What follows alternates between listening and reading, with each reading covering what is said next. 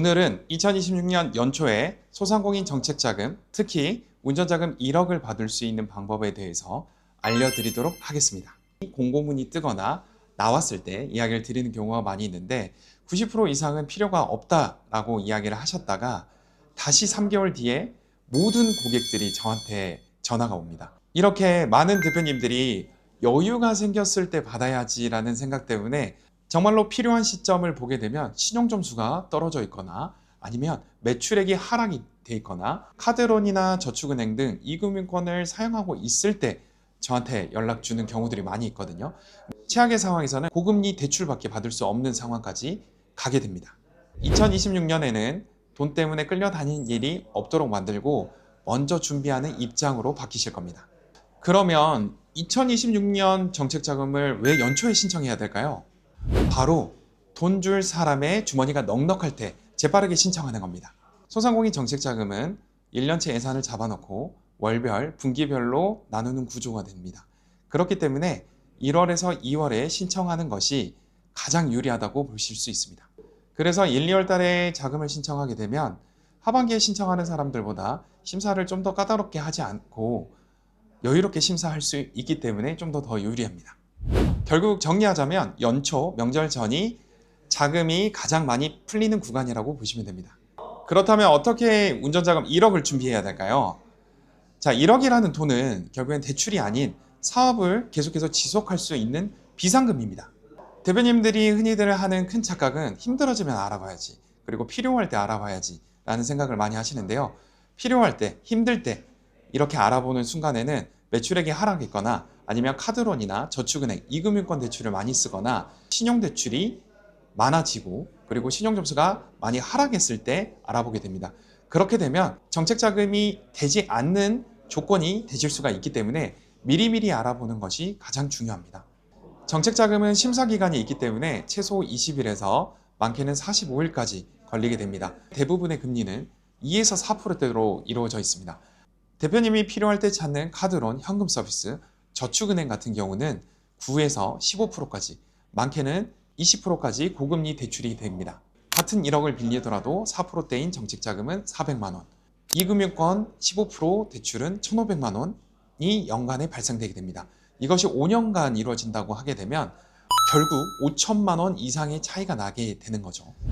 그러면 소상공인들이 우선적으로 알아봐야 할 정책자금이 무엇일까요? 라는 생각이 드실 텐데요. 자, 첫 번째로는 소상공인 정책자금 직접대출인 혁신성장촉진자금, 그리고 신용취약자금, 제도전 특별자금, 이 세 가지가 많은 사람들에게 해당이 됩니다.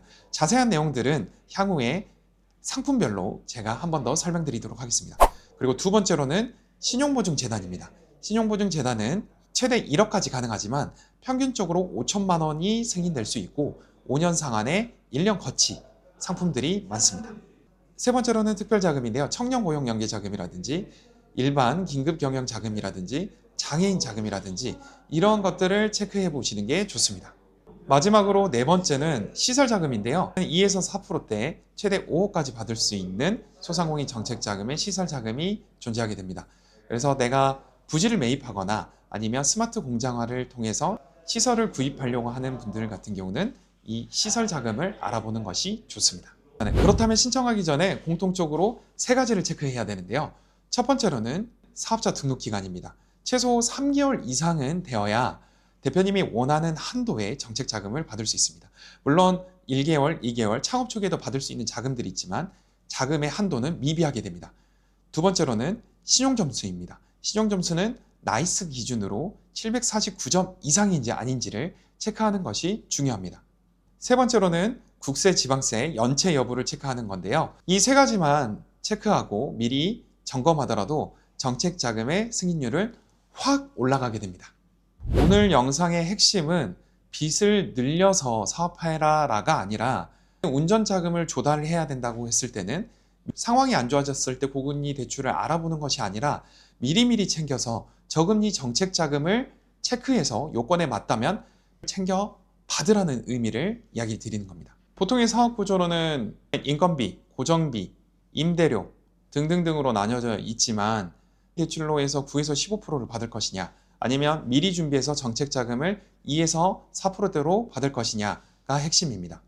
특히 소상공인 같은 경우는 사업성과 매출 기반을 많이 보기 때문에 매출액이 어느 정도 올랐거나 아니면 스마트 기술로 테이블 오더라든지 키오스크, 배달을 활용하고 있다고 하게 되면 지원할 수 있는 요건이 되기 때문에 충분히 신용보증재단에 한도가 찼을지라도 소상공인시장진흥공단 중진공 자금을 받을 수 있습니다. 오늘 내용을 정리하면 이겁니다. 결국에는 정책자금은 연초와 명절 전에 가장 많이 풀린다. 그리고 1억 운전자금은 필요하기 전에 미리 확보하는 비상금이다. 신용보증재단에 한도가 다 찼을지라도 직접 자금을 통해서 받을 수 있는 구조와 전략은 분명히 존재한다. 2025년 12월 얼마 남지 않았는데요. 이 영상을 계속해서 반복해서 보시면서 2026년 정책 자금을 어떻게 활용할지 고민해 보시는 시간을 가지셨으면 좋겠습니다. 만약에 혼자 고민하는 것들이 너무 힘들거나 내 사업장 환경에 맞는 자금들을 찾기가 너무 어렵다라고 하시는 분들은 아래에 링크 남겨놨으니까 이 링크에 대표님들의 소중한 정보를 남겨주시면 빠르게 체크해서 알려드리도록 하겠습니다.